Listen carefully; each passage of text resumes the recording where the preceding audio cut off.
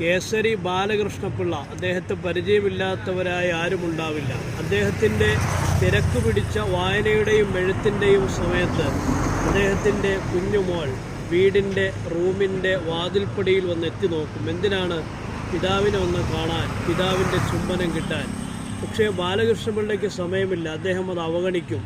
അവസാനം അദ്ദേഹത്തിൻ്റെ മകളായ ആ കുട്ടി ചെറുപ്രായത്തിൽ മരണപ്പെടുകയാണ്. മരണപ്പെട്ടപ്പോൾ അദ്ദേഹം ആദ്യമായി ചുംബിച്ചത് തൻ്റെ പ്രിയപ്പെട്ട മകളുടെ മൃതദേഹത്തിലായിരുന്നുവെന്ന് അദ്ദേഹം രേഖപ്പെടുത്തുകയാണ്.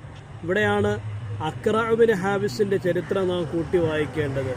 ഞാൻ ഇന്നേ വരെയും എൻ്റെ മക്കളെ ചുംബിച്ചിട്ടില്ല എന്ന് പ്രവാചകനോട് പറയുമ്പോൾ, അള്ളാഹു നിൻ്റെ ഹൃദയത്തിൽ നിന്ന് കാരുണ്യം മൂരിയെടുത്താൽ എനിക്കെന്ത് ചെയ്യാൻ പറ്റുമെന്നാണ് പ്രവാചകൻ ചോദിക്കുന്നത്.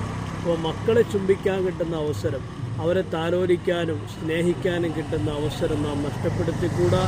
അവസരം നഷ്ടപ്പെടുത്തിയാൽ നമ്മുടെ ചുംബനം ചിലപ്പോൾ അവരുടെ മൃതദേഹത്തിലായിരിക്കും.